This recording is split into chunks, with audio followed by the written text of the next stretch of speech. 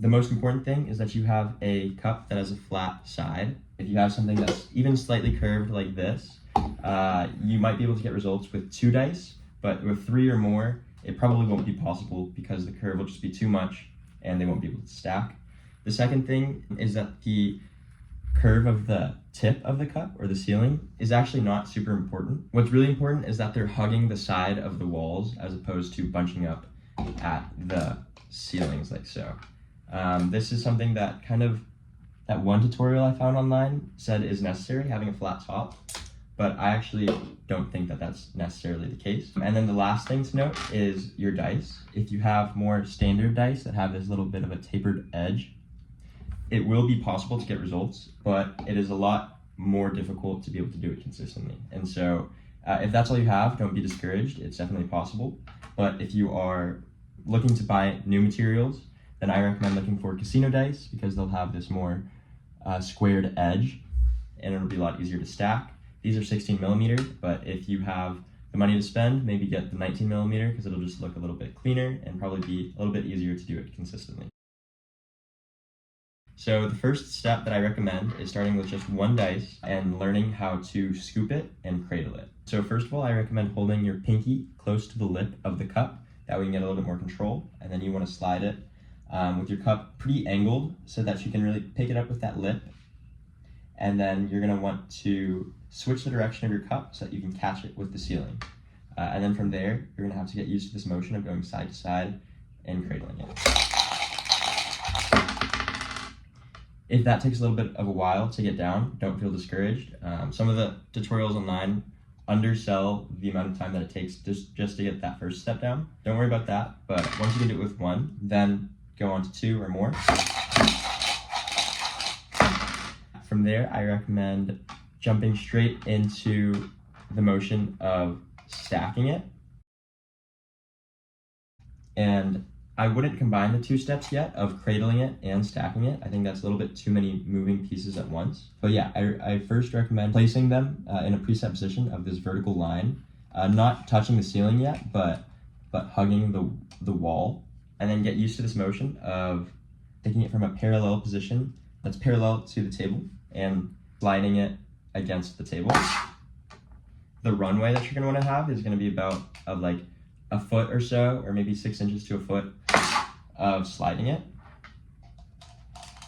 And once you can do this consistently, then you'll be ready to go on to the next step. But keep in mind that I really think that this is the best way to warm up into this process of stacking the dice. If you're a little bit cold or haven't done this in a little bit, what I'll do is I'll just do this until I can do it pretty consistently, maybe like 3 or so times in a row, and then I feel ready to go on to the next step, which is starting with, say, 2 dice and picking them up both at once. And at this point, you're not going to want to continuously cradle, but rather in one motion, pick them up and then get back to that runway and slide it, and then they should stack pretty neatly. You'll find that this feels very similar to when you preset the dice on that bottom wall. And so that should look like this, picking them up in one motion. I recommend getting that to the point where you can do that pretty much a few times in a row. And so the next step is taking the 2 dice and picking them up one at a time, cradling them midair as opposed to hugging the table, and then finishing with that sliding motion to stack them. From there, I recommend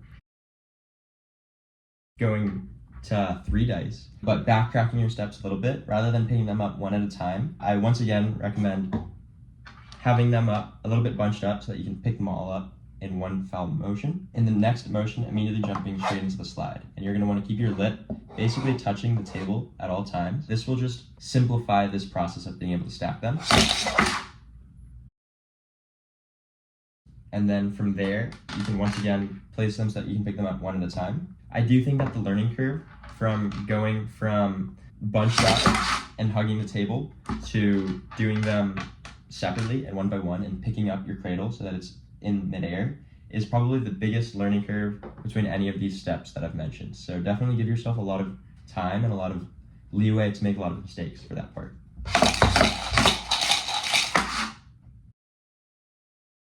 By no means am I an expert. I actually just picked this up 2 days ago, and you should probably see how many outtakes I have. I definitely can't do this consistently, but I do think that there is value in learning from someone who's also a beginner and who has that learning process very fresh on their mind. The final tips that I wanted to leave with you are knowing that you have the right materials is very reassuring. I think it's really frustrating when you don't even know whether it's possible with the materials that you have given. And so hopefully clarifying that like the lip can be curved is helpful to some people out there. But yeah, also don't feel like if you can't do this consistently right away, you're doing something wrong. I am still very inconsistent at this and definitely want to give myself a few more hours of just straight repetition before I can really feel confident with 3 dice and picking them up one at a time.